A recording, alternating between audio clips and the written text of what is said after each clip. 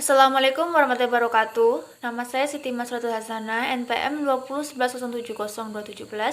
Di sini saya akan mempresentasikan hasil kerja saya, yaitu tentang kecerdasan jamak.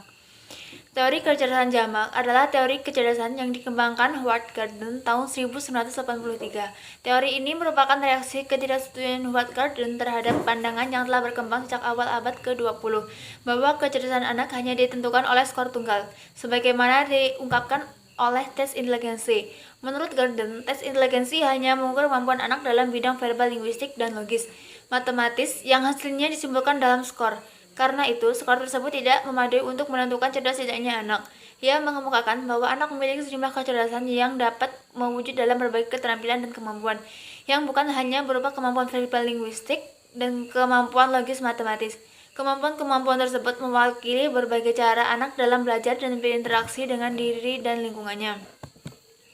Kecerdasan adalah kemampuan memecahkan masalah dan membuat suatu produk yang bermanfaat bagi kehidupan. Kecerdasan jamak adalah teori kecerdasan yang mengemukakan bahwa individu memiliki paling tidak 8 jenis kecerdasan, yaitu kecerdasan verbal, linguistik, logis matematis, visual spasial, kinestik, musik, intrapribadi, antarpribadi, dan naturalis.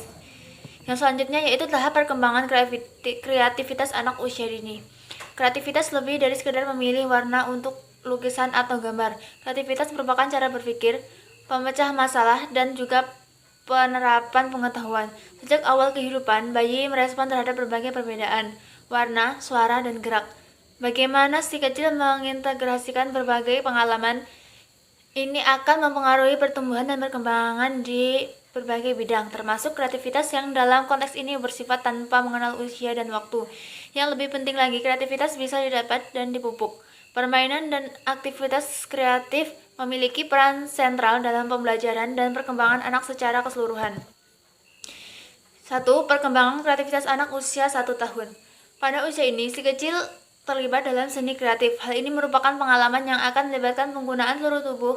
Ia akan sering tertarik untuk menggenggam, mengunyah, menghentak, dan meremas saat mereka berusaha menciptakan sesuatu. 2. Perkembangan kreativitas anak usia 2 tahun. Pada usia ini, anak sedang dalam masa senang mencoret-coret.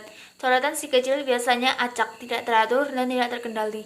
Coretan-coretan ini lebih merupakan produk aktivitas fisik yang dihasilkan oleh gerak bahu dibanding oleh gerakan siku atau pergelangan tangan, yang kendalinya belum dimiliki sepenuhnya oleh anak. Yang ketiga yaitu perkembangan kreativitas anak usia 4 tahun. Perkembangan dan aktivitas kreatif memiliki peran utama dalam proses perkembangan dan perkembangan pada masa prasekolah. Si kecil di masa prasekolah hanya senang mengekspresikan ide, menjelajahi dunia mereka melalui lagu, pakaian, materi seni, bahasa, dan gerak. Ia suka mengekspresikan diri dan ide menggunakan krayon, cat, adonan, tanah liat, gunting, lem, dan kertas. 4. Yaitu perkembangan kreativitas anak usia 5 tahun. Kegiatan bermain kreatif dan imajinatif sangat penting untuk pembelajaran dan perkembangan kreativitas si kecil yang berumur 5 tahun. Kegiatan tersebut membantu memupuk imajinasi dan juga mengembangkan keterampilan dalam memecahkan masalah, berpikir, dan terampil motorik. Yang kelima yaitu perkembangan kreativitas anak usia 4 tahun.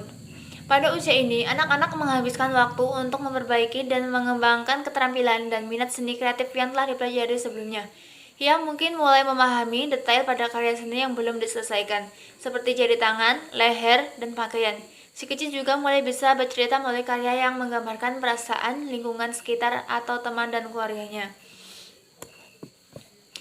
Yang selanjutnya itu hubungan indikator aspek kecerdasan jamak. 1. Perangsang perkembangan motorik anak. Anak-anak yang memperoleh kesempatan bermain bebas untuk mendapatkan kesempatan yang lebih luas untuk mengembangkan gerak motorik secara lebih optimal. 2.